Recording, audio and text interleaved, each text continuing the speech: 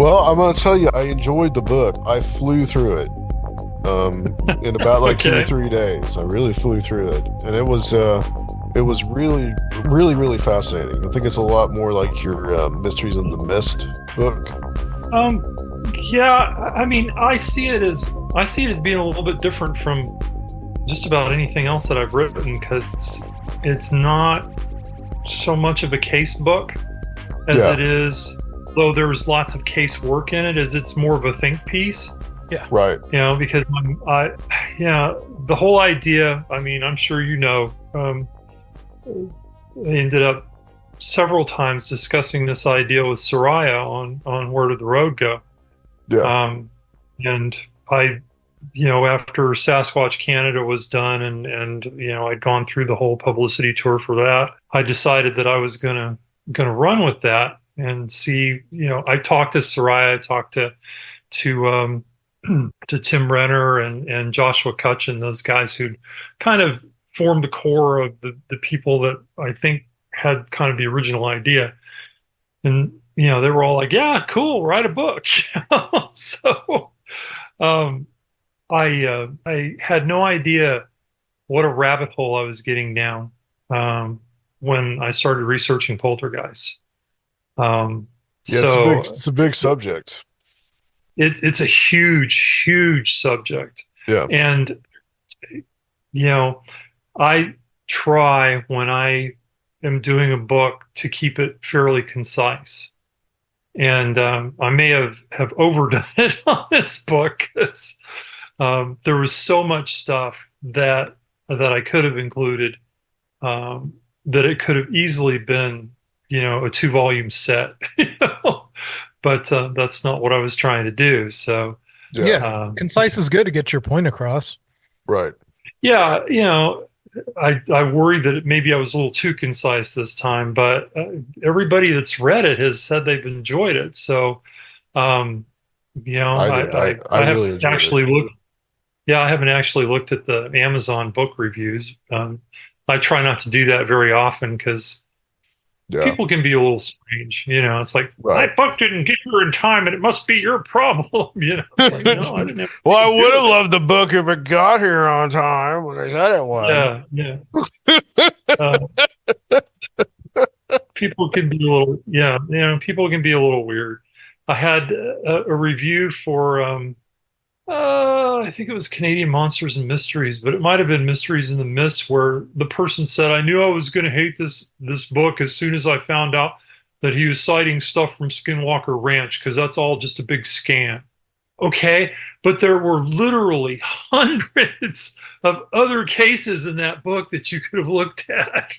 Well, You here's know? here's the meta of that, right? Skinwalker Ranch Mm, could still be a big scam and still have paranormal activity.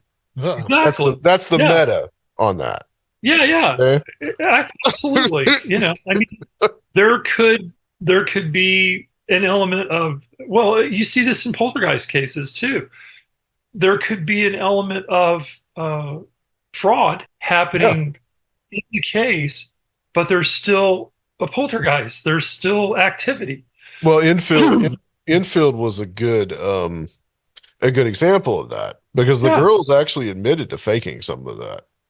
yeah, yeah. But what it did And was like it primed the pump to where actual activity would start to like pop off.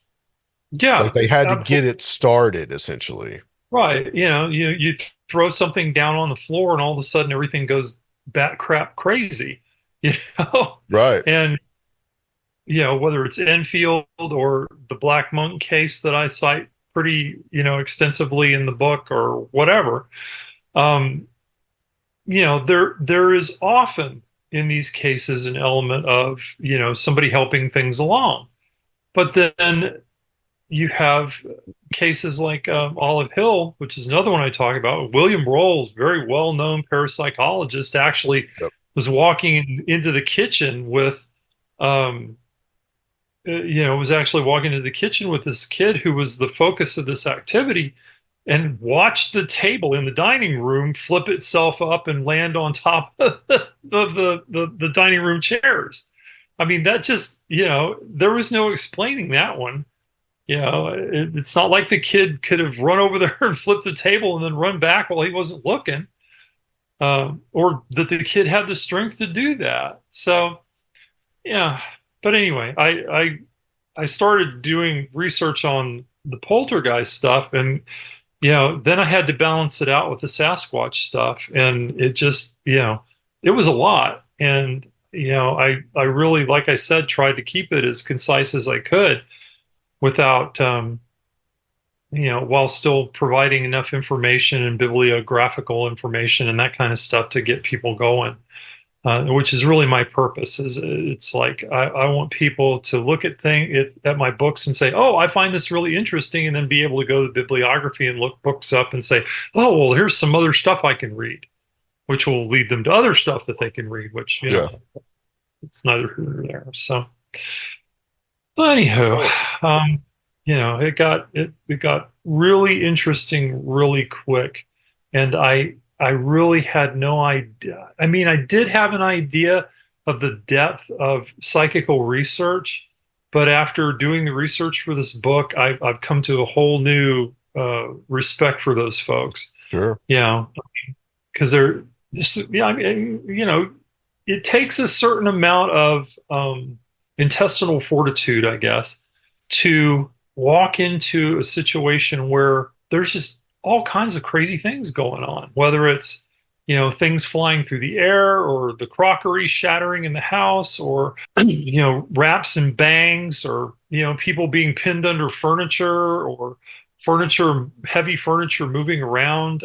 It's potentially dangerous, and at least one of the cases that I cite in the book, a photographer who was in taking pictures actually got dinged in the head with a Lego, which left a bruise that was evident, a week later. So,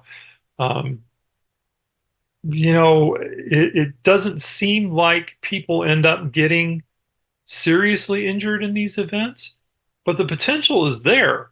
Because there's a lot of power flying around in these incidents. And all it takes is a matter of somebody stepping into the wrong path at the wrong time, and it could turn nasty real quick. Right, because these are the most physical of. Yep. Oh yeah, yeah. Well, I mean, there's a certain amount of physical activity in a lot of hauntings. And I cite some of that stuff in the book too. But it's really the poltergeist takes it to whole new level. So I guess we should probably back up and talk about, That's a good start, though. I think, let's get started. We already know each other and hit it off pretty well. Yeah. So. Guys, by the way, good to see you guys. Yeah, good to see you too. Doing? Just to let everybody know, welcome, Conspirinormal. We're back after a little hiatus over the holidays, and hope you all have a good one. 24, and we have the first guest of the year, which is W.T. Watson, also known as Travis Watson. And we are just sitting here talking about Poltergeist, which is something we're going to be talking about tonight because he has a new book out called The Forest Poltergeist. And yeah, I think where I really want to start, Travis, is your motivation to write this particular book. Like, what made you want to write a book about The Forest Poltergeist, which is an intriguing idea. I had just finished Sasquatch Canada, and which, by the way, has been my best-selling book, according to all the stuff.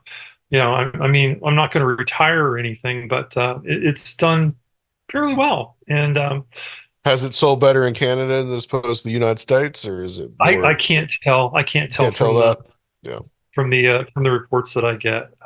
I just can tell that overall it's gotten more sales, more page reads, and all that kind of stuff than any of my other books. But it seems that my other books are coattailing off of that, which is very nice. And other people are discovering some of my other work, which makes me happy. Because I mean, you don't write books unless you want people to read them, right?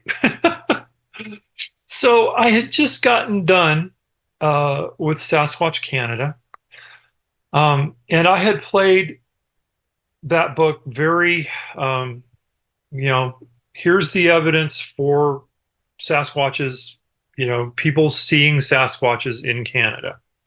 I had decided not to include British Columbia because it's such a hotbed of activity. You could write a whole book right up, just about British Columbia and Sasquatch, right? And I'm sure somebody has. I wanted to see if there was evidence of these entities, whatever they are, in the other provinces in Canada. And during the course of my research, I discovered that yes, indeed, there were. I found Sasquatch reports in every province in Canada except Nunavut. And that may simply be because there just aren't a whole lot of people in Nunavut. And the vast majority of them are indigenous people, and they may or may not be willing to discuss their sightings if they've had them.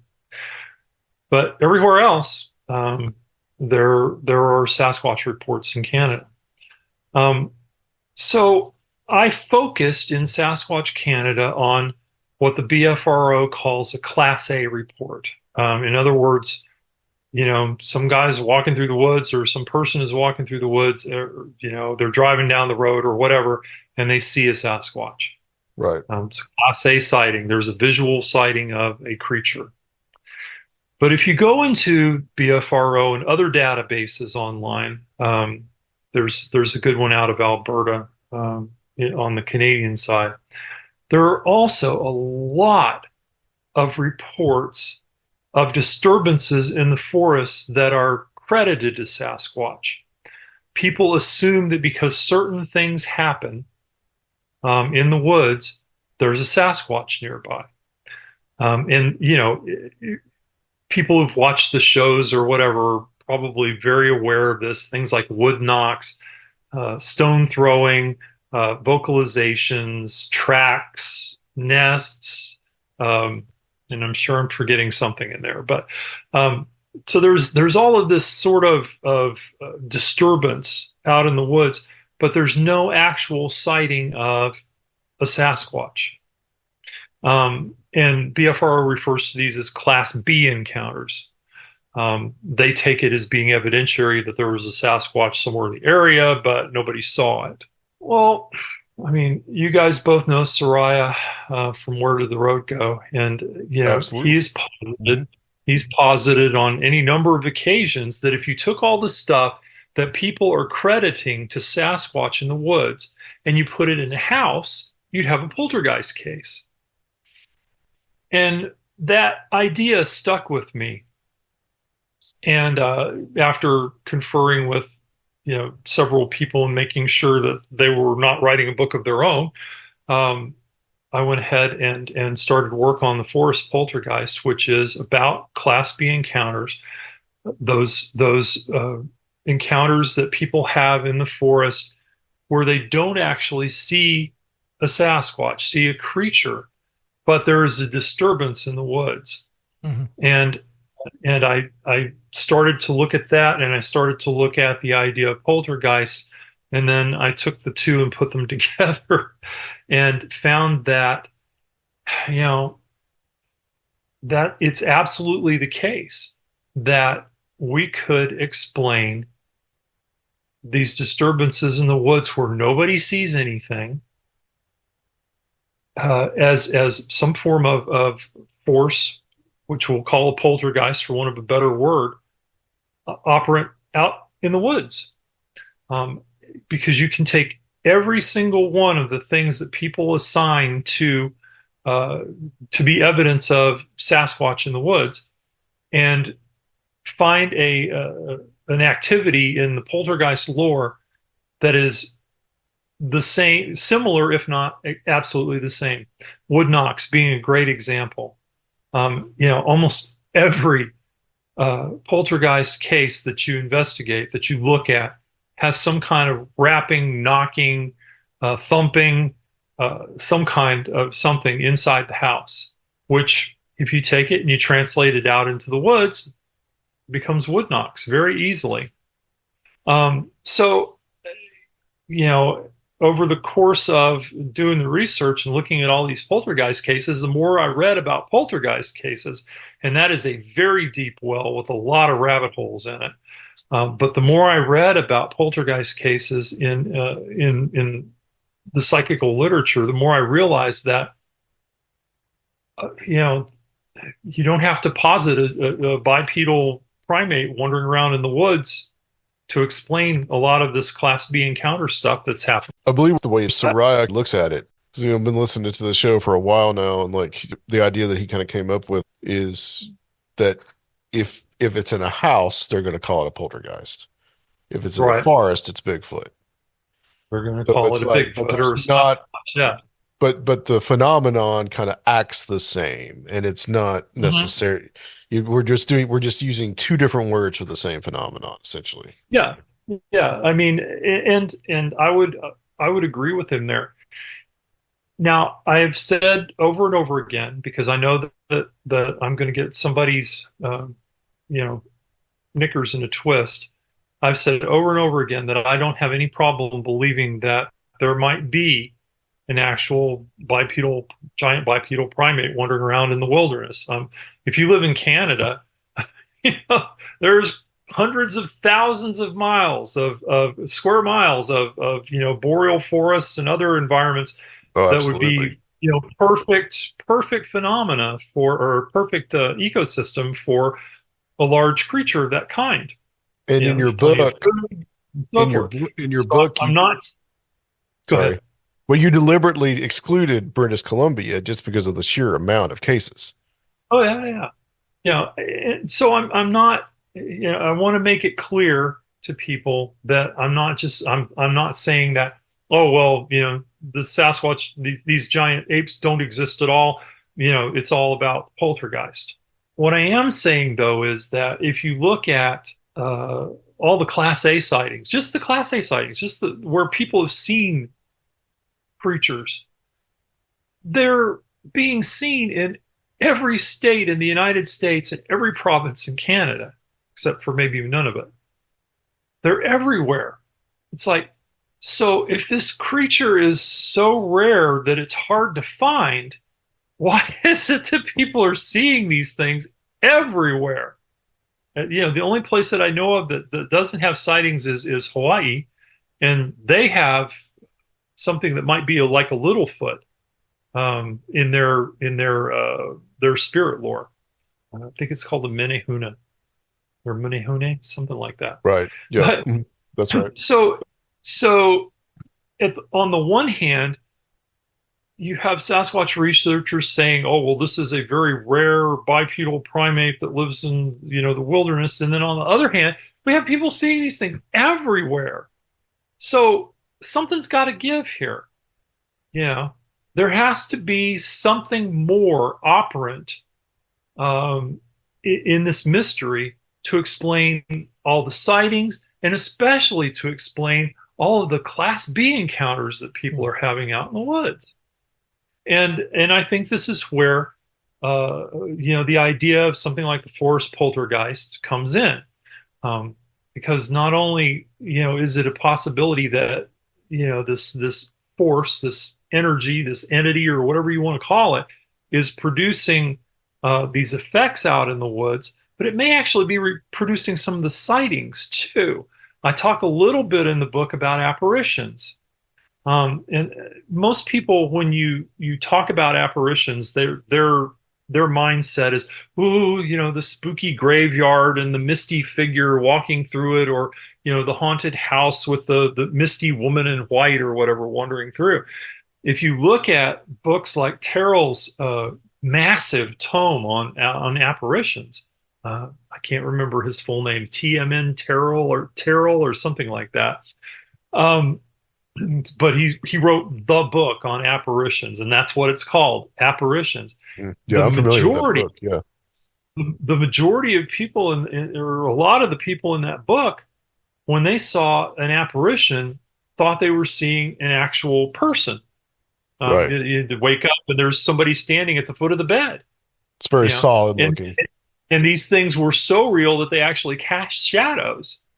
Hmm. Some of them. So it's entirely possible that, our force, our forest poltergeist, our energy or whatever it is that's operating out in the woods is producing apparitions and images, imitating maybe something that exists already, or that existed in the past or whatever. It's an interesting concept there. Well, you're kind of dealing with like two unknowns, Hmm. essentially.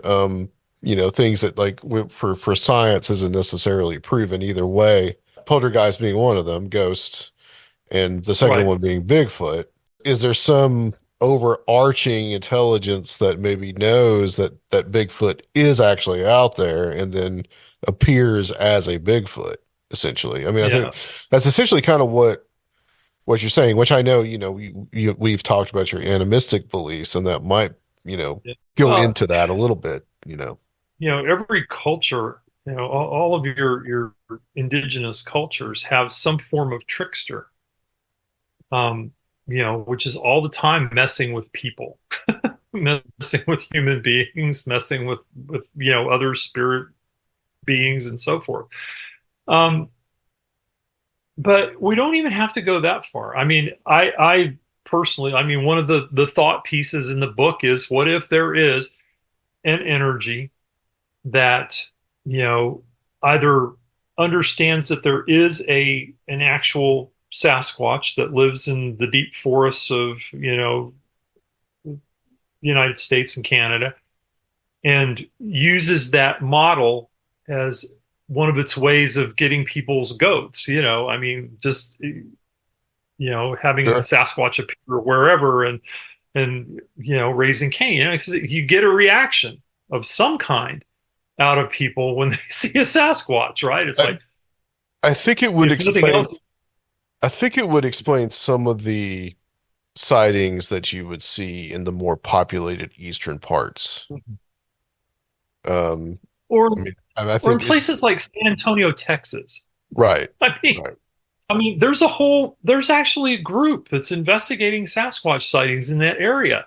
Yeah, And and that's not again, what you would think. never ever say that a Yeah, witness isn't telling the truth, but that's just not a place that a giant bipedal primate would live. yeah, yeah, you're I right, grew up in San Antonio. I know that area really right. well. There's no place to hide for an animal that size. I couldn't It's see I very, couldn't see that happening here in Tennessee, yeah, you know. yeah. So, but again, like, witnesses tell us that they're seeing these things. Mhm. They're seeing something. I don't know what it is.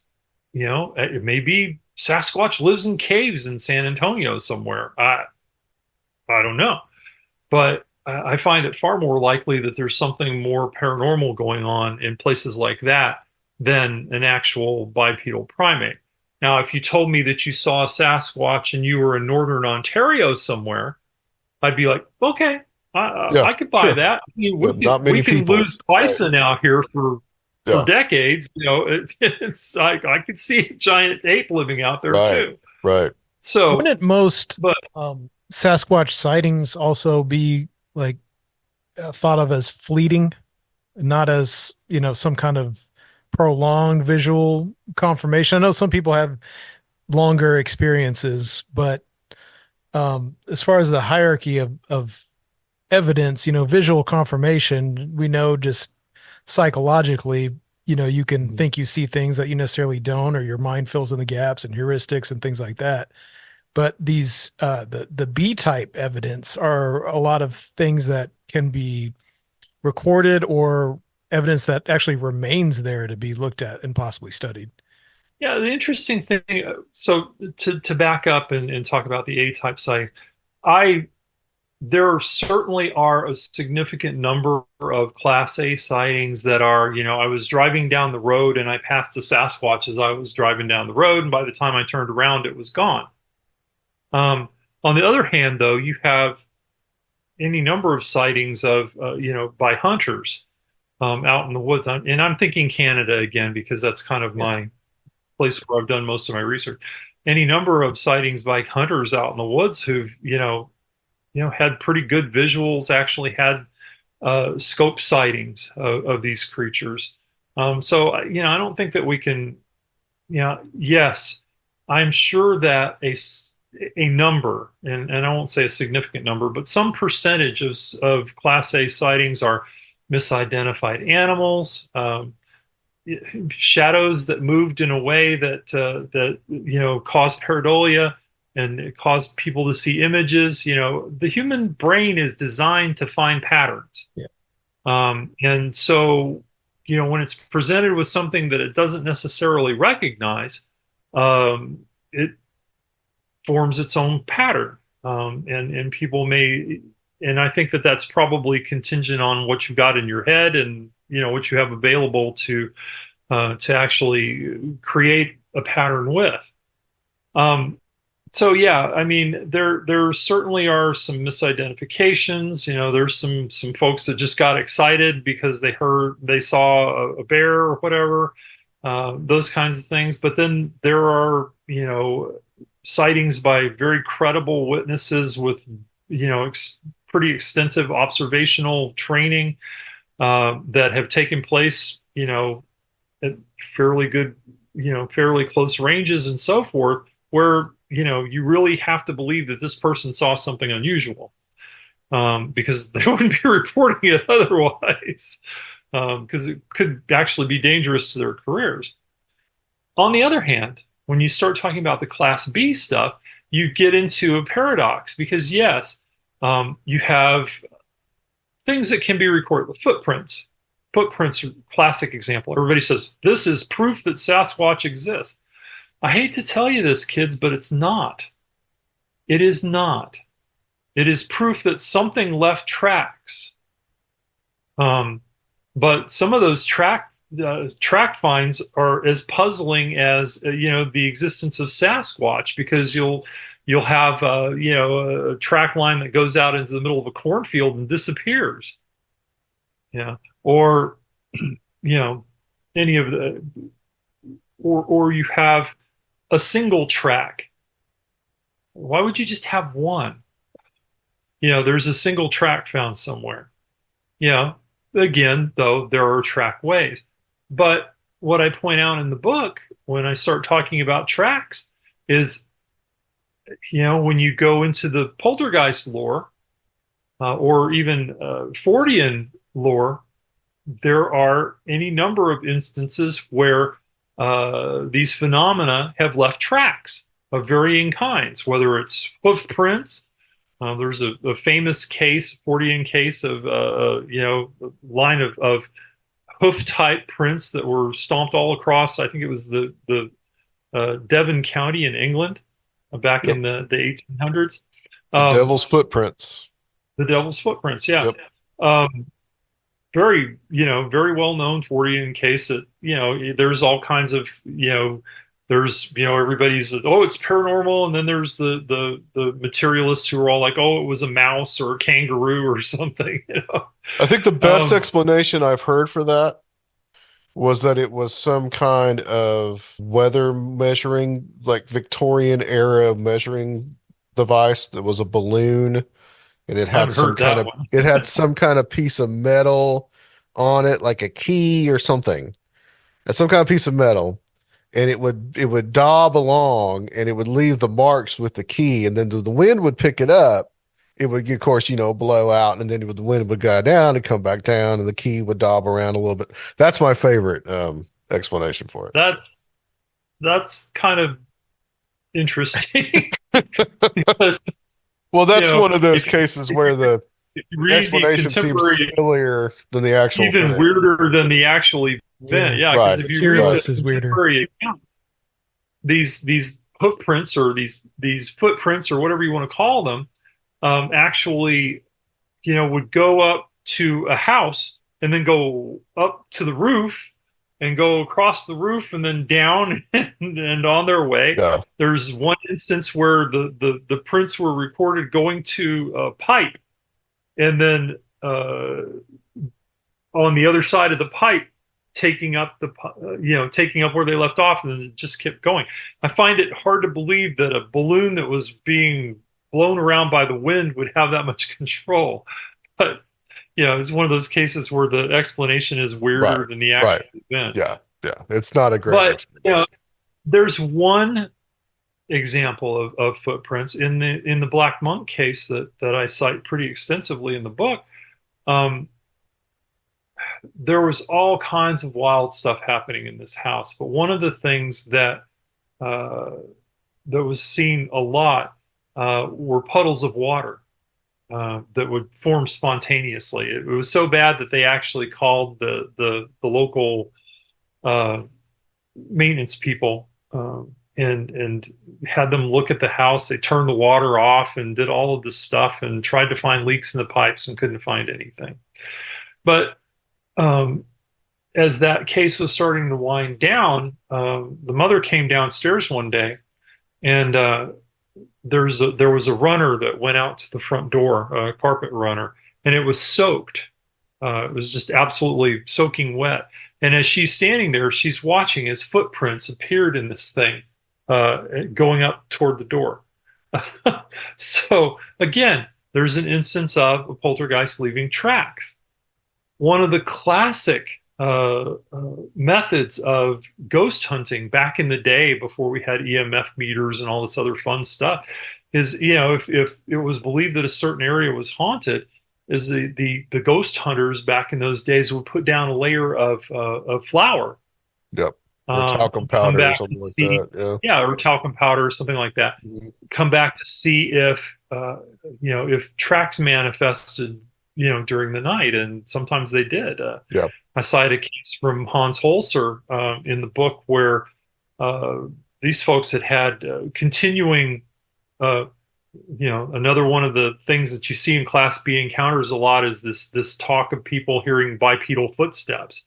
These folks had bipedal footsteps upstairs.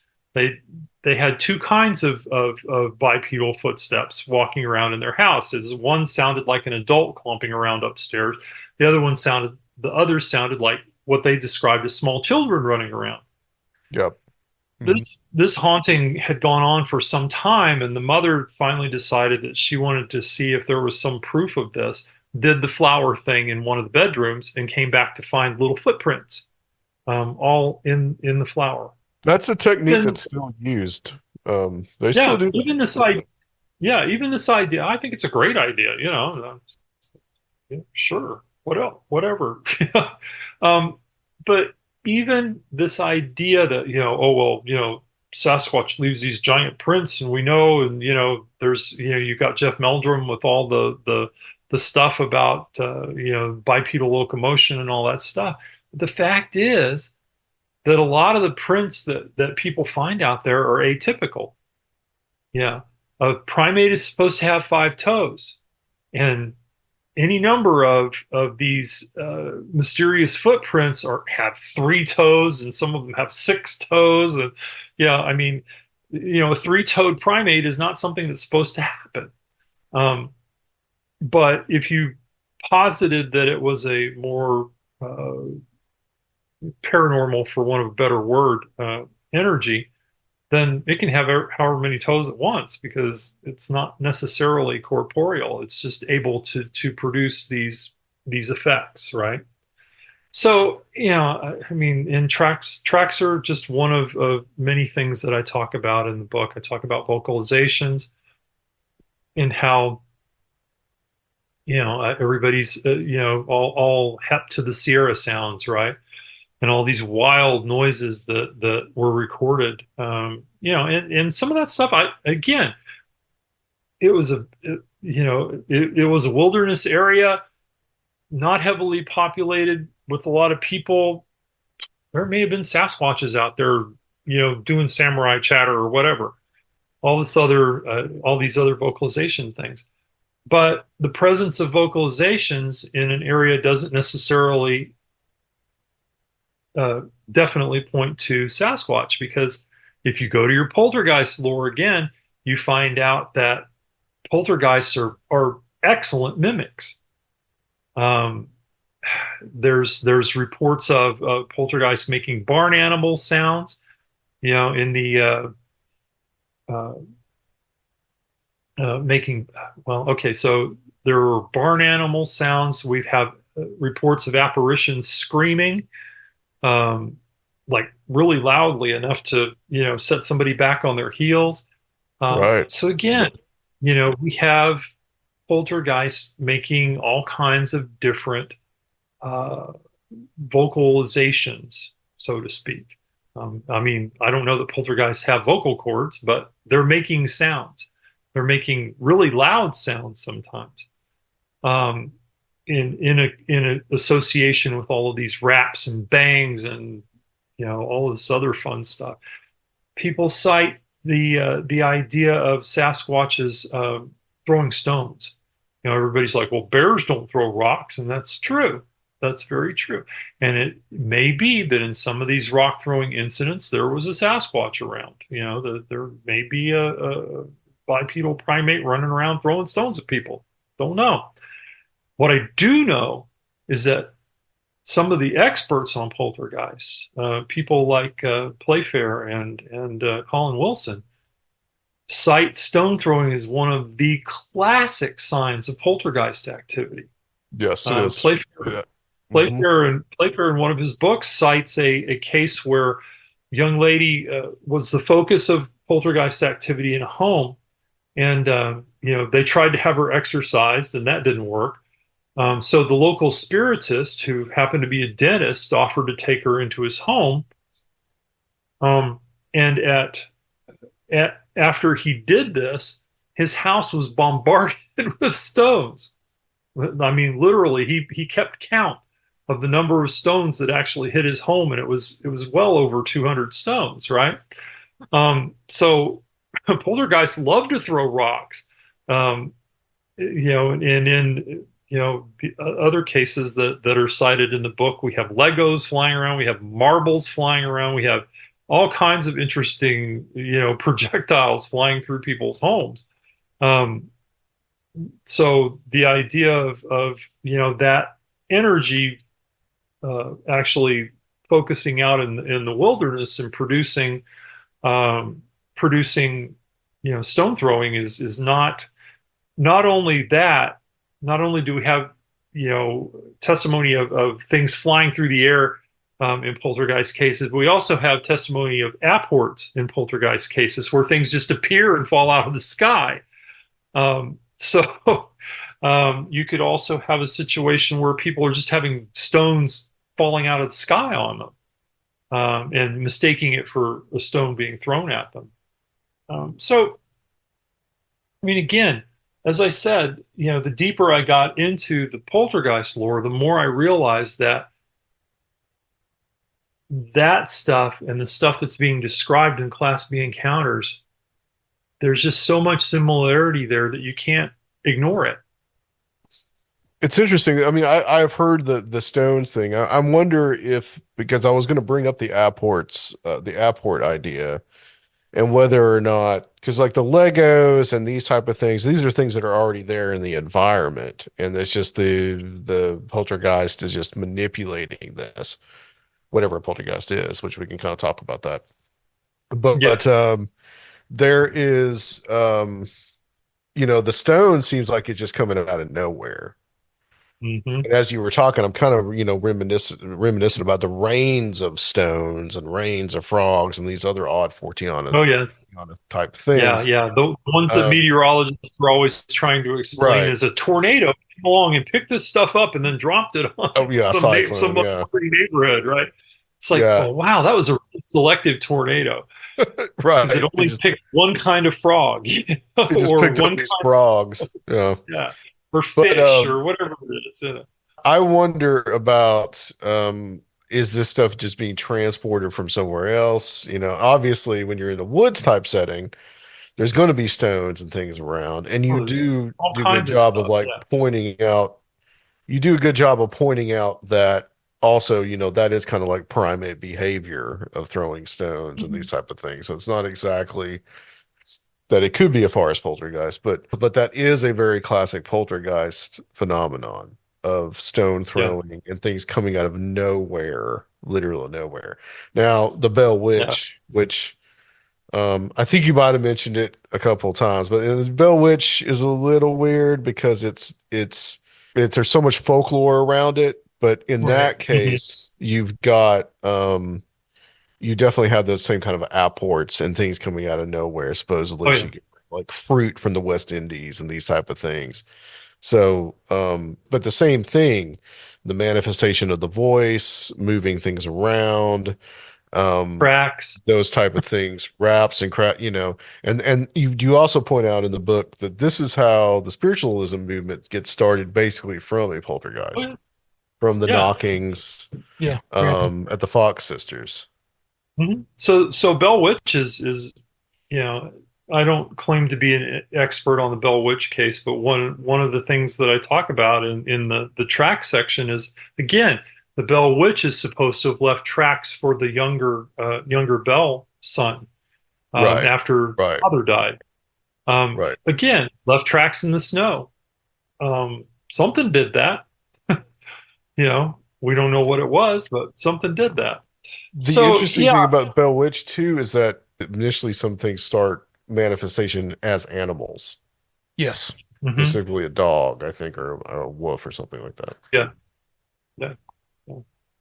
But yeah, it's very much the case, though, that if you start to look at these cases, that you realize that it absolutely could be an unknown force or entity or whatever operating in the woods. Because, just as easily as it could be a giant bipedal primate. Well, The other thing that I talk about is the whole nesting thing. yeah, I was going to ask you about People are that. Yeah, always saying, okay, we're finding these or structures, we're finding right. these structures in the woods. One of the things that you see in poltergeist cases is that poltergeists love to rearrange their environment. Hmm. Just absolutely love it. Now, sometimes most of the time that's very destructive. They're breaking glass and shattering crockery and doing all that kinds of thing. But like I said, there's the one case in Olive Hill where William Roll saw this poltergeist actually take the dining room table, flip it upside down, and set it very carefully on top of the chairs so that it was positioned just so. I talk about a poltergeist case. I think it was from Colin Wilson's book, where the poltergeist delighted in uh, making tableaus. Who would take the clothes and various things that it found around the house and make these just lay them out so that like it represented a person praying or something like that, as kind of a way of making fun of the people in the house, right? Um, you have instances of poltergeists moving, you know, uh, armoires and things that weigh several hundred pounds. So this is a force that is very much capable of, bending tree branches and doing things with it, just as easily as a giant bipedal primate. Um, we also talk about this whole idea, that people are finding, in areas that are supposed to have lots of Sasquatch activity, are finding these nest type areas as depressions that everybody gets excited about because they're thinking of gorillas, right? Because gorillas make these kinds of nests in their forest habitat as well. Then you get into, but again, you have a force that's capable of doing this kind of stuff, that shows that has shown itself repeatedly to be very creative, not only in destroying things, but in actually, creating things, rearranging things, moving things around, piling furniture on top of people, um, pinning them in place, but not injuring them. Yeah, that was an Um, interesting one that I yeah. never heard of before. So it is not beyond the realm of possibility that a force like that could create a clearing, nest type clearing out in the woods. Um, and then you start to think about crop circles and things like that, and you're like, wait a minute. But I didn't go down that rabbit hole Sure, particularly. I sure. was trying to stay somewhat focused as I worked my way through the book. Well, so one thing that that reminds me, um, is you talk about these kind of like the signs of, and quotations, signs of Sasquatch presence, kind of like what Hmm. those are. One of those, sometimes people, when they have these sightings, they will have this like silence effect. And Hmm. this is something that Jenny Randall's a UFO Oh, investigator, and this is in the UFO context that she writes this, but it's true of other encounters with other type of things. Um, this idea of the Oz effect, and these things that happen before some of these Class A encounters and some of these Class B encounters. This is something exactly. that's common, Yeah, I dubbed it the silence because I don't think that it has an official name, but yeah, right? Jenny Randall's UFO researcher out of the UK wrote an article. She had had she had had a witness who was, if I remember correctly, was a security guard in a factory, and he'd had a full-blown UFO encounter, right? Lights, structured craft with lights and all this stuff outside of the place where he worked. And Randall's questioned the other guard who was on duty that night, and they saw absolutely nothing. She actually canvassed the neighborhood because, I mean, this was like a big, like you couldn't miss this kind of UFO sighting, right? Talked to people in the neighborhood. Nobody saw anything. What she noted in talking to the witness was that he'd had an experience shortly before his sighting, something going on. He had a feeling something was going to happen, right? And then this silence drops in. It's an unnatural silence. Everything goes quiet. It's almost like the world outside of your bubble has become muted. And we see this a lot in Sasquatch encounters, where people talk about how the forest suddenly became, preternaturally quiet. There Mm-hmm. was no sound at all anywhere in the area. Um, and part of that may be, the presence of what, you know, I think most people would consider an apex predator. But a lot of people note that this just was not natural at all. There was no sound at all coming in, even from a distance. So you have uh, the feeling that something's going to happen. You have this silence that descends on people, and then you have some kind of a time distortion. And that can be either uh, the witness felt like a long time had passed, and then they looked at their watch and it was 5 minutes, or vice versa. They thought that only a few minutes had passed, and they look at their watch and it's been 2 hours. Missing There's time, some yeah, kind of there's some, and it's not right, even so much missing time. It's time is distorted. Now yeah. you can have missing time in there as well. Yes. You Um, could have been standing there for 2 hours, you know. yeah, you could have been standing there Yeah, for 2 hours. right. Um, but there's that idea of time distortion. But I talk about, in the silences and that feeling of something going on, this kind of Oz effect that Randall talks about is something that you see in Sasquatch encounters. It's also something that, whether it's a class A or class B type encounter, and it's also something that you see sometimes in poltergeist activity, where the people who live in the house know that something's about to happen.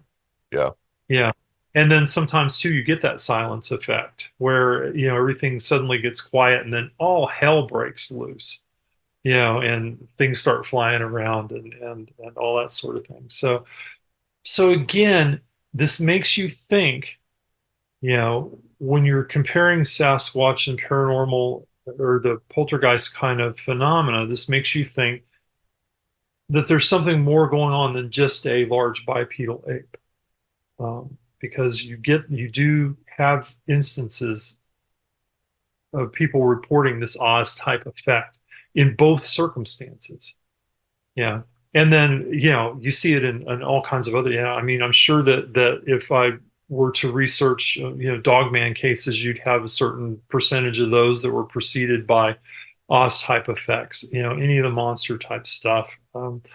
UFO encounters, obviously, because that's what Randall's was basing her stuff on.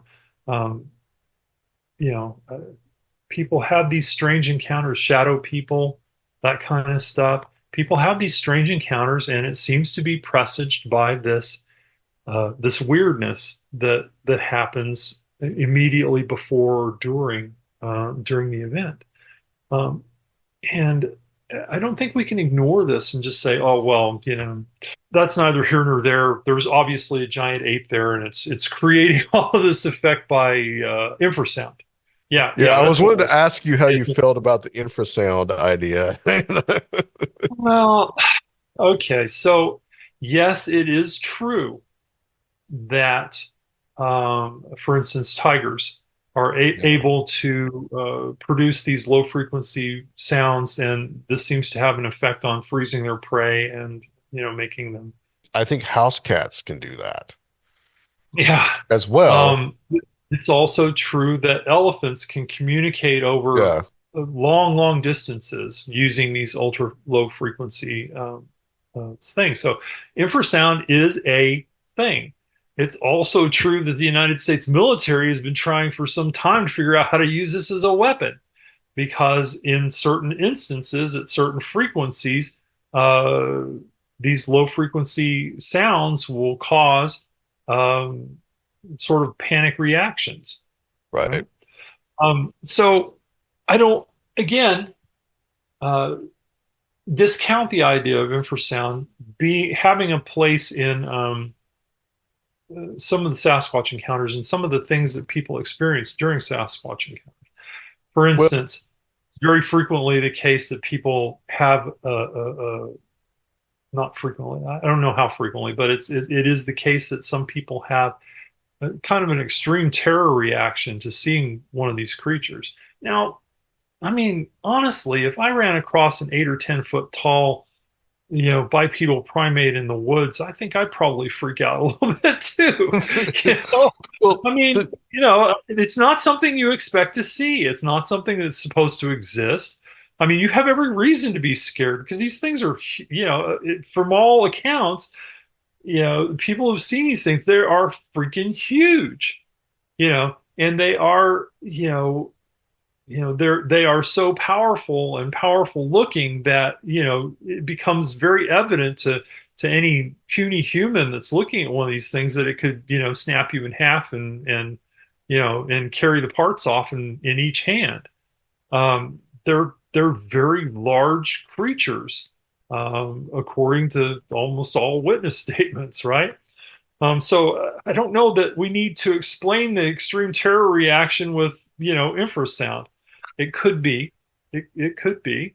well, Um, if Bigfoot Sasquatch is somewhere on the human primate evolutionary tree, to my knowledge, I don't think there's any other primates that use that infrasound.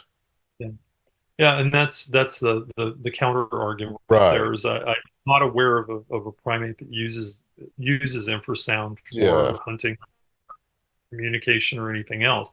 About as close as you come is gorillas using the deep thumping for Right. communication Right. Right. across some distance, thumping on their chest and so forth. And chimpanzees pound the ground Yeah. to do that as well. And I think gorillas do too. Um, so infrasound, yeah, possibility. The problem is that, again, and this is something that, some of our, the people that we've talked about in the past have mentioned is, the materialist researchers on Sasquatch are so intent on proving that this is an animal that they've given it evolutionary advantages that you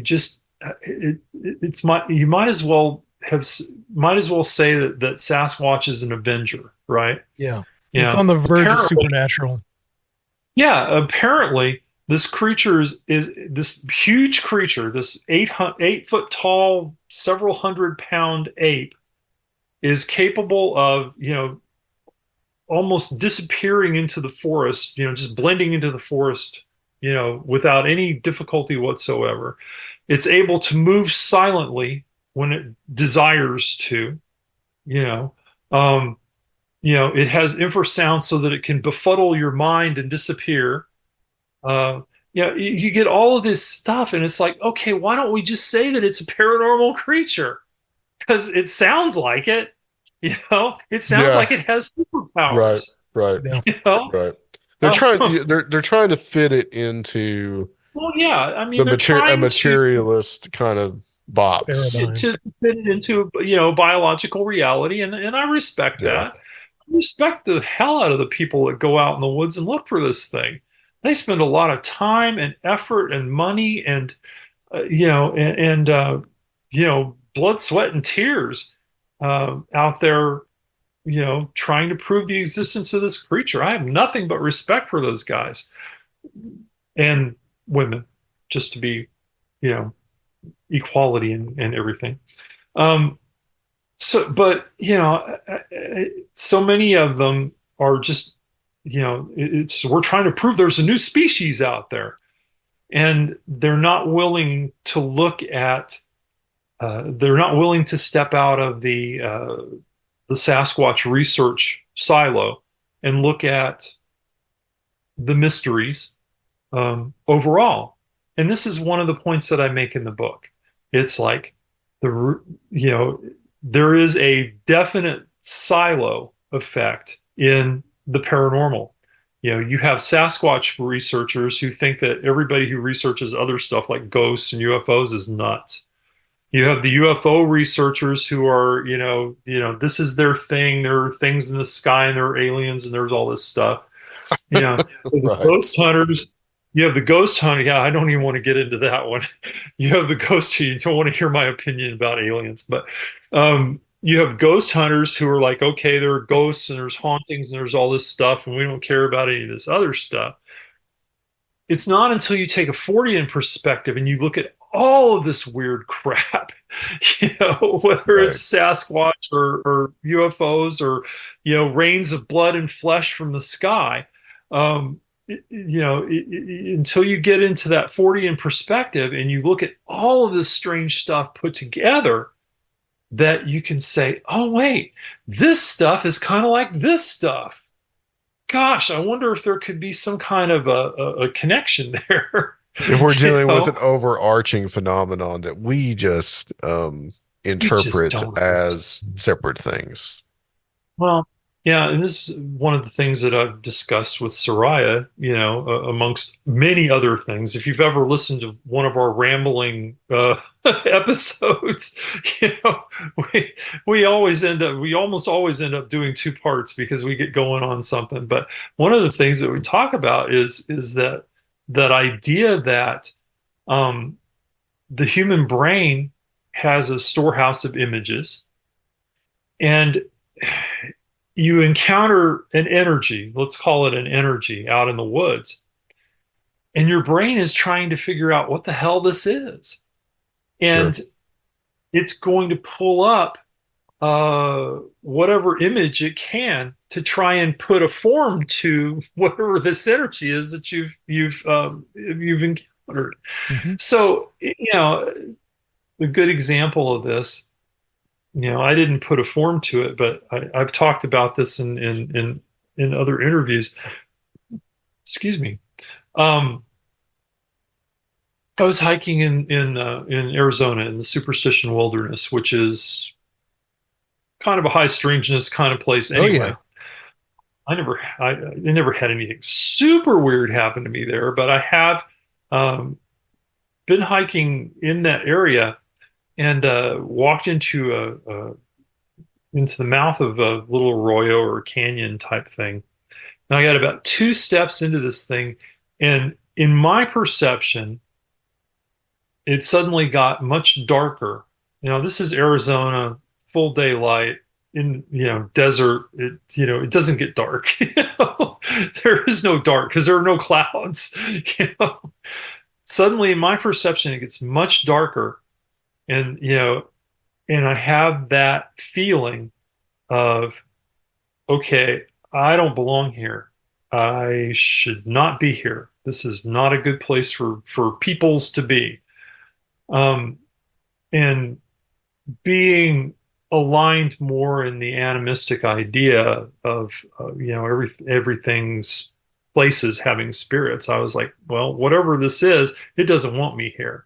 So I backed up the 2 steps, and as soon as I was outside of this canyon, the sunlight came back, everything returned to normal. And there was a slight, I didn't have the full-blown silence effect, but it did get quieter as I walked into this thing. And I imagine that if I had walked farther back in there, I probably would have gotten into a full-blown Oz effect kind of experience. Um, but I was like, nope, Ended up in sorry, one of David Paulides' books. sorry to disturb you. Now, my mind didn't try to form an image there, but I could see where someone could, walk into that same situation and see a monster, Sure. because their brain was trying to make sense of what was going on. Um, so yeah, I mean, when we step outside of the silos and get into the more Fortean viewpoint of things, it opens possibilities out almost endlessly.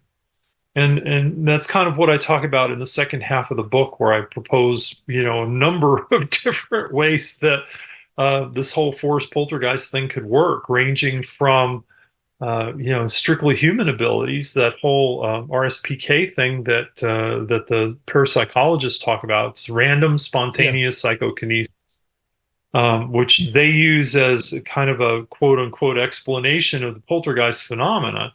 Right. Whereas this Bigfoot phenomena doesn't have that kind of thing often attributed to it, but it does have this convenient material explanation that's super creative that regular poltergeist phenomena doesn't have. Like Right. with the RSPK stuff, the only other ones are like whether there's natural phenomena or a hoax. But Right. Bigfoot has a super creative materialist thing to explain all Right. this stuff, whereas poltergeist doesn't. Yeah. So, but if you take this and spin it around on its head a little bit, you know, the parapsychologists have theorized that certain people, usually very repressed people who aren't expressing their emotions for whatever reason, sometimes prepubescent, but not all the time. That's kind of a myth that people have been led to believe, because there have been focuses of poltergeist activities who were in their 20s and older. But this person is typically repressed, unable to express their emotions, and they have what Lloyd Auerbach refers to as a psychic temper tantrum, which is what produces, according to the parapsychologists, produces this poltergeist activity. Now, think about this for just a minute. If you take this out in the wilderness, okay, and I use the example of, some hikers who are having relationship problems, but I also use the example of somebody who's filming a television show about Bigfoot. They need something to happen, right? They need, for some kind of activity to manifest in order to keep their show going, right? I mean, that's the nature of the beast. So there's a certain level of frustration, maybe, if nothing's going on in the woods that night. And I could see where you might have somebody in that group of people who manifests this RSPK and produces some kind of results that they can go off and chase in the woods. Because you notice that these things happen. They'll get bangs, they'll get howls, they'll get rock clacks or stones thrown at them or whatever, and then they go running off in the woods with their cameras and all this stuff, right? And they're pounding around out there, and the rest of the night is quiet, because they had that one spontaneous event. Could just as easily be an RSPK outbreak as a big hairy guy wandering around the woods throwing stones at people. But since you have a nice materialist, it is a bipedal ape explanation, people are who are raised in the scientific materialist paradigm from the time they're in first grade, um, are going to have an easier time believing that than thinking about, again, slipping into the Fortean model and looking at all the other weird stuff out there and saying, oh, look, there might be connections from here to here. Um, you know, and again, I'm not saying that there isn't a giant bipedal primate, but I'm saying that that's not all there is. There's, plenty of other things that we can look at. Um, you know, there Well, was the whole film experiment thing where they actually created a ghost. right. Uh, I was gonna quote ask you about unquote that, about ghost. the tulpa, Yeah, yeah, the yeah, tulpa effect, where you could yeah. actually essentially create Bigfoot. I'll go back to this, something that Timothy Renner pointed out to me. One of the places I've been to a couple of times, there's a Bigfoot museum in North Georgia, Hmm. Expedition Bigfoot. And Right. North Georgia is known for having some sightings, but uh, you have this huge, basically, Tim likened it to a temple to Bigfoot, essentially. It's basically a shrine to Bigfoot. Well, sure enough, people have had encounters. People have seen Bigfoot cross the road multiple times. Now, did this happen before or did this happen? It seems like it's happened after. And it's almost like that energy has created these manifestations. Well, sure. I mean, okay, so I I'm kind of allergic to the tulpa word because Gotcha. that's Gotcha. It's a that's little actually overused nowadays.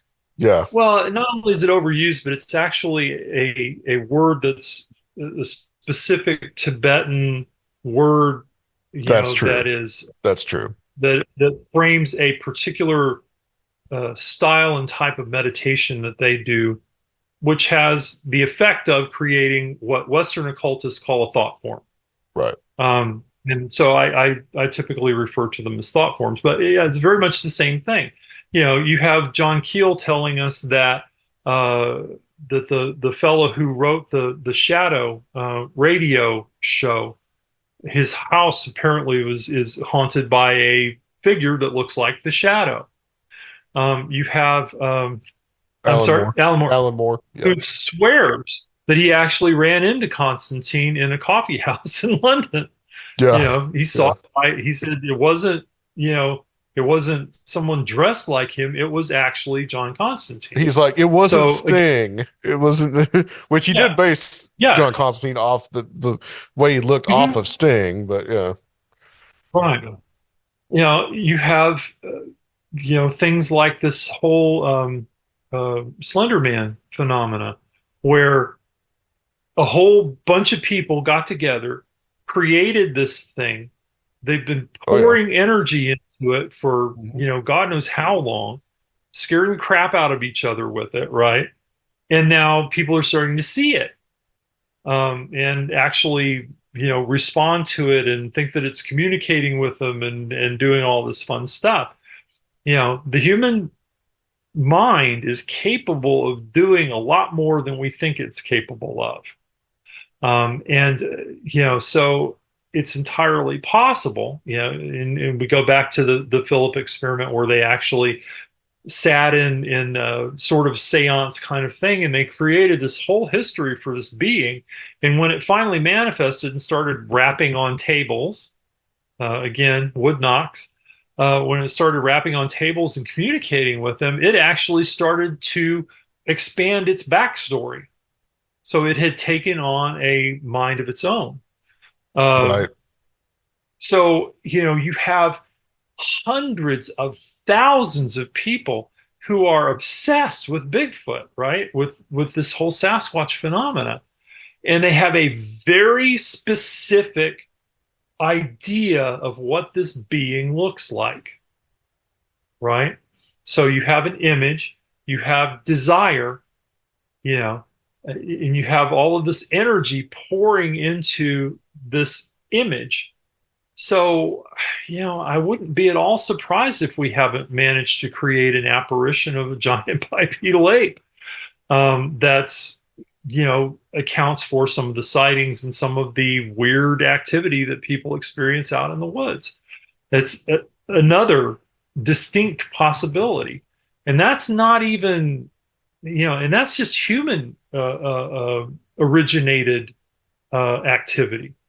When you go into to fairy lore, you can get into a completely different kind of idea where these beings that we have had relationships with over the millennia, that we have acknowledged as being a part of the spiritual ecosystem of the places that we live, um, whether we're indigenous people or Celtic people or people from Russia, um, these beings respond to a certain set of rules, basically.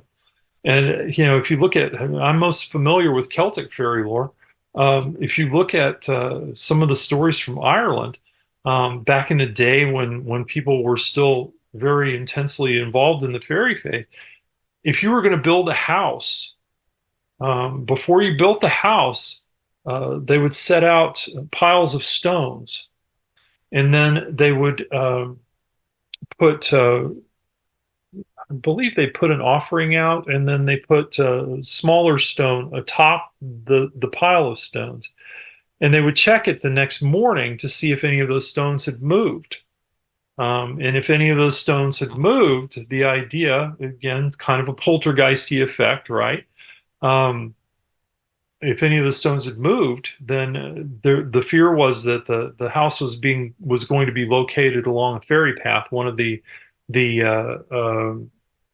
pathways that the fair folk took to move from one place to another, and they would not build on that site.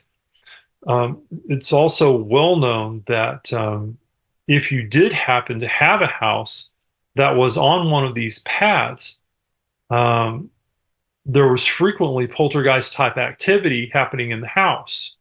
And the only way to stop that was to either change the configuration of your house. In one story, the guy actually takes the corner off of the building, which is where the path is supposed to run. He consults with the local wise person, and they tell him what to do. He actually takes the corner off. Other times, people have had to abandon their houses completely because this effect, this poltergeist effect, not only was affecting them, but it was also causing their children to sicken and die. So it's very much the case that if you look at these at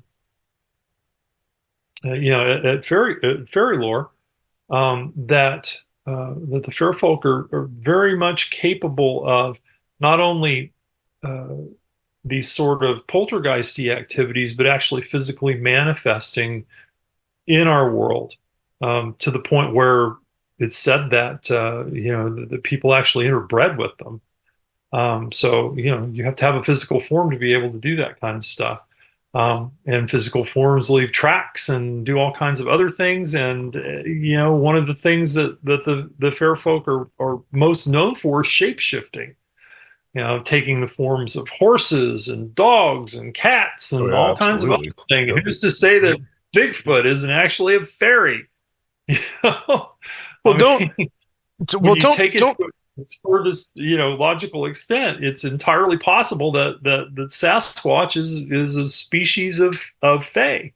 And Joshua Cutchin, I mean, and Tim Renner, they've definitely talked about that in where the footprints in books. But essentially, some of the native ideas about Sasquatch, essentially, I mean, that's essentially what Sasquatch is. Mhm. It's non-corporeal. It doesn't exist. It comes and exists in our world for a little bit, then goes away. And I mean, essentially, that is the fairy realm. Yeah, I mean the native people. The thing that pops to my mind when I talk about this is Linda Godfrey talks about in her books on man wolf slash dog man phenomena. Uh, she also talks a little bit about Sasquatch in those books, in some of those books. And she had conversations with elders of the Ho-Chunk tribe in Wisconsin, who told her, "Hey, look, this Sasquatch thing is actually a being that lives in the other world, the spirit world, or whatever you want to call it. it's capable of coming through into our our realm and assuming a physical form, so it can leave footprints and do all those things that Sasquatch does, and then it goes back. And this would account for why it's so damn hard to track one down, right? They don't leave bodies laying around or any of that kind of stuff. Yeah. Um, and I find that entirely believable. I've had conversations with people in magical occult communities who've had very much the same theory about some of these other things that people are seeing, like dogmen. Um, there are certain beings who live in the other world who have the ability to walk through and gather what occultists call etheric substance to themselves, which is the kind of the framework around which our physical reality is built. Gather this substance to themselves, assume a corporeal form, a physical form while they're here, but then as soon as they go back, they release that substance and return to a non-corporeal state. So, I mean, it's as good a theory as any. And certainly you could call that the fairy realm or the fair folk or whatever. But I think that we have to acknowledge that, and this is the animist in me coming out, that we live in a vast ecology amongst a vast ecology of spiritual beings, some of whom may be capable of doing this kind of thing. And the thing that manifests as Sasquatch may be one of those things. That would also account for why, you get some of these weird reports of Sasquatches just disappearing in front of people. In Sasquatch, Canada, I have a story where native fellow, indigenous fellow, was driving down the road in Yellowknife, up in the Northwest Territories, and he saw a Sasquatch on the side of the road. So, he was interested. He slowed down so he could watch this thing. And as he's watching this creature walk along, is like a power line cut. He's watching this creature walk along. Suddenly, the Sasquatch starts to fade. Yeah. It becomes more and more insubstantial until it just finally disappears. Now, you can't explain that with infrasound. One of the No. theories of disappearing Sasquatches is that the Sasquatch is zapping people with infrasound and then it runs off in the woods, right? You can't explain a sighting like that with infrasound. Because he had his eye on this creature the entire time and watched it disappear. And there's the famous case from Stan Gordon's books, where the lady thinks that she hears something out on the porch, scoops up her shotgun because she's had feral dogs in the area, walks out onto the front porch, and there's a 7-foot Sasquatch standing out there. It kind of rears back like it's surprised to see her and throws its hands up, right? And she blasts the thing with a shotgun and it disappears in a flash of light. Now, again, that's not something a physical creature does. So, I think that my whole point in writing this book and talking about these things is that much like Tim Renner and Joshua Cutchin did with Where the Footprints End, my whole point is that there's something much stranger going on in Sasquatch world than just a giant bipedal ape. That could be Definitely. part of it. That could be part of it, and I don't deny that. Like I said, we lost wood bison in Canada for several decades before they found them again. If you can lose the largest land animal by weight in North America for a few decades, then you can lose a Sasquatch in the Canadian woods too. But I don't think that's all that's going on. There's just so much weirdness around the whole Sasquatch phenomena with all Yeah. the classic stuff and all that stuff. I don't buy that that as the single explanation, which is why I'm always saying that I'm a both and thinker, because I'm perfectly willing to admit that there might be an ape out there, but I think there's other stuff going on as well. In this book, you even tackle the whole demon question, which I thought was interesting. Um, Kind of Yeah, going back to the well, presentation you did for us back in last year. Mhm. yeah, it's not demons. Sorry, kids, it's not demons. What do you there's a whole there's this whole culture now that's uh embraced Bigfoot, and one of those is there's a lot of evangelical Christians that have embraced the Bigfoot stuff, but they view Bigfoot in this, I guess, quote unquote, biblical way of saying that Bigfoot is like like he's the Nephilim and all this. Yeah. Maybe he showed up in Miami a few So, days ago, but you know, so I talked about briefly, because again, this is not a subject of huge interest to me, but right, right. I felt like I needed to include something in the book about the whole demon thing, just because it is such a common trope in paranormal right now. It's like, something blows its nose in the woods, or blows its nose in your house, and it's demons. Um, and Well, it's really, you can thank Ed and Lorraine Warren for that. Okay, you can thank yeah, them. don't get me started on that one. I know some people from the magical world that'll give you an earful about Ed and Lorraine Warren I'm sure. I'm sure. and some of the questionable, iffy crap that they got involved in. But anyway, and again, not my place to run somebody down. And I'm sure that there are plenty of fans of those folks out there. I just don't happen to be one of them.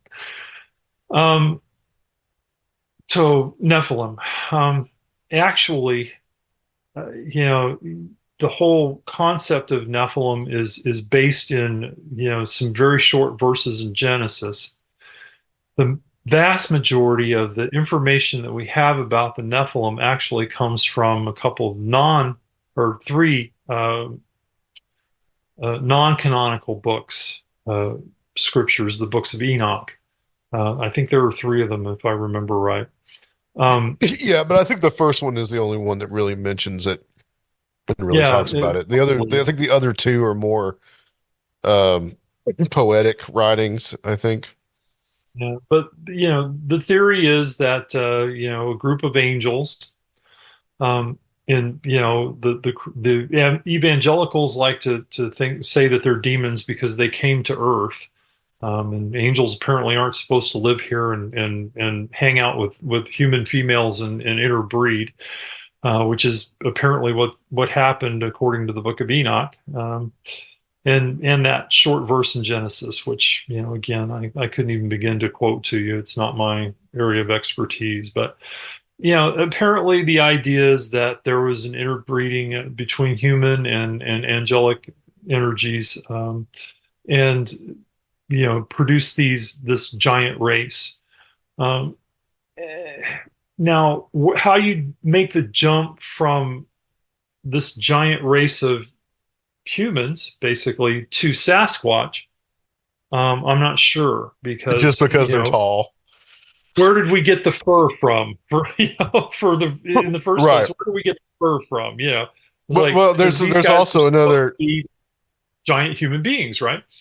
right. There's also another idea that Esau, the brother of Jacob, Uh, was a Bigfoot. That's another one that I've heard. That's because yeah, he's hairy. yeah.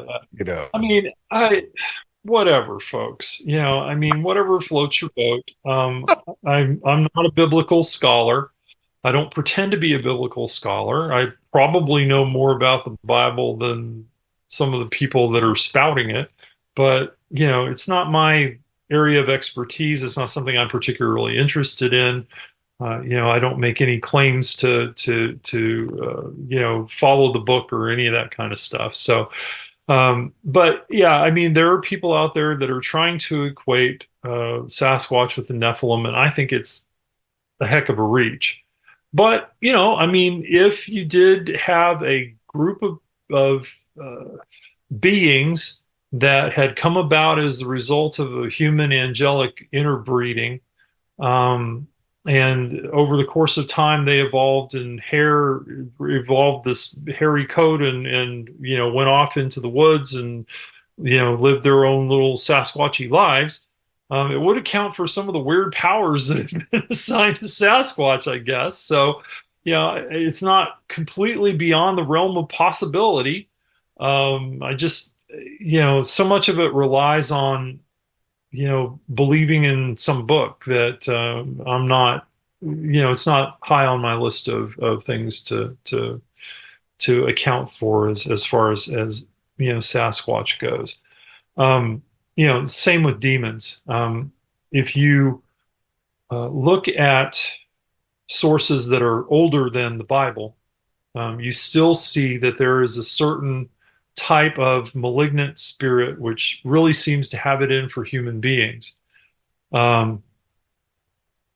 that appears to be capable of, very poltergeisty kinds of phenomena, right? Um, Poltergeists sometimes get confused with demons because they get ticked off and do anti-Christian things like the Black Monk.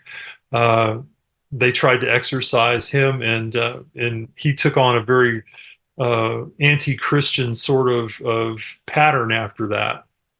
Which, if you had some of these folks out there, evangelical types, would look at this as, oh, that's a demon. No, you just ticked off a Yeah. poltergeist. But so demons are capable, apparently, of doing. I talk a little bit about this in the book. Are capable of doing some of these sort of poltergeisty things, moving things around, and that sort of thing. But I just don't see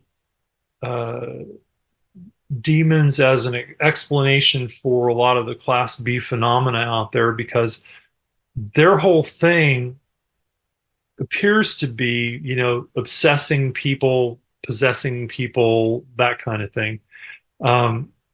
So where would a predatory spirit live? It would live where there are people, right?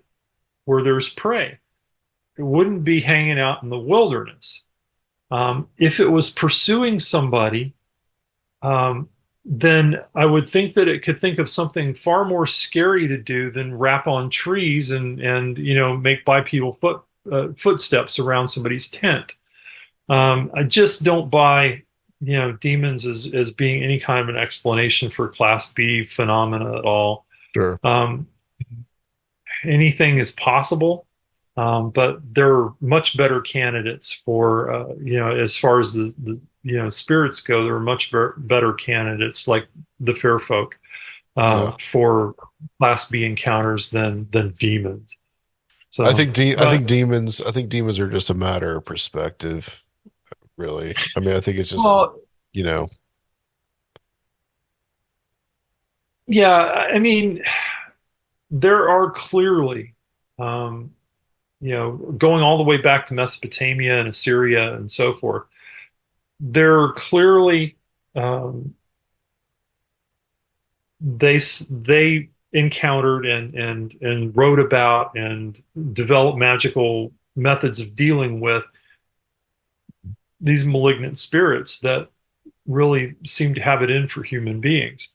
Um, I don't even know that you can call them demons, because the word demon actually comes from the Greek daimon, which was basically just a spirit. There were, right. Agatha daimon and there were Kako daimon, the good ones and the bad ones. It might be more appropriate to call them devils or something. I don't know. But I didn't want to spend a lot of time talking about this stuff because I felt there was much more interesting Sure. stuff to talk about. Yeah, But I absolutely. felt I had to at least address it because somebody somewhere He's in an gonna say interview something. was going to ask me Yeah, about that, right? right. Particularly if there was the if I were talking to some ghost hunters or something, somebody would ask me about that. So I figured I needed to talk about it. Yeah. Well, Travis, I mean, this has been a very interesting interview. I really enjoyed speaking with you about this. Enjoyed the book. Thank you. Yeah, very much so. Oh, I I'm glad you enjoyed flew it. through this book. I really did. It was just it really held my attention, and it's a subject that I really. I mean, poltergeists are fascinating in and of themselves. Oh yeah. But this I think was a book I think that did kind of need to be written. Somebody needed to kind of collate this and make these comparisons. Um, so where can people find the book, and where can people find you? And there's got to be a next project because you're almost at Nick Redfern level right now. You're almost Oh, there. I wouldn't go that far. I think Nick's got dozens and Or dozens of maybe at books. least Joshua I've got Cutchin like five level of hours. book releasing. Yeah. So as far as where the book can be found, it's available on Amazon. If you have, it's available as a paperback if you want to order paperback. It's also available as a Kindle. It's on Kindle Unlimited. So if you subscribe to that service, you can get the book and you can read it right away. As far as where to find me, I'm available on, three of the big social media sites. W.T. Watson author page on Facebook, or if you want to contact me personally, it's Will Watson. On Twitter, I'm at WT Watson 2. And on Instagram, I have an old handle that I used. It's at Curunir, Curunir 60. I don't post to Instagram as much as I do to the other two, mostly because I'm not much of a photographer. But every once in a while, you'll see something, or I'll put a book cover up or something along that line. I should be more active there.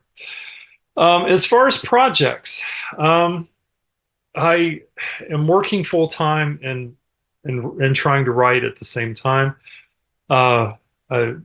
This one kind of took it out of me, so I'm probably going to take a little time to regroup. I'm looking at two different things. I'm thinking about expanding the "It's Not Demons" presentation into a book. Okay, And excellent. I'd also like to write something about the silence. Hmm. More along the lines of Mysteries in the Mist. So, um, I'll surprise you. All right. All Well, right. it goes to show that there's a lot to explore still in a lot of Oh yeah. a Oh lot of yeah. these Oh yeah. areas. I will never, this is my passion. Yeah. I will never run out of topics to write about ever. Yeah, you are well needed in this field for sure. And you're on a People like roll. yourself. Yeah. Well, yeah. Yeah. This is what, let's see. Phantom Black Dogs. Then there was Mysteries in the Mist. There was Canadian Monsters and Mysteries, Sasquatch Canada, the Forest Poltergeist. So this is my fifth book now. Yeah, good. Yeah, that's excellent. That's awesome. Yeah. That's good. So for people who actually read the Forest Poltergeist and like it, there's lots of other stuff for you to dig into too. All right. Well, thank you so much for coming on, Travis. Stay on the line for us. We're just going to close out the show. Guys, it's great to be back. We got to looking forward to the new year and the year to come, despite all the sir. craziness that might happen. We're going to have actually releasing a Patreon. It's kind of a short Yes. one, but it's going to be there at some point in the next week or so. And Serfiel can tell you if you want to support us, where you can go to do that if you so desire.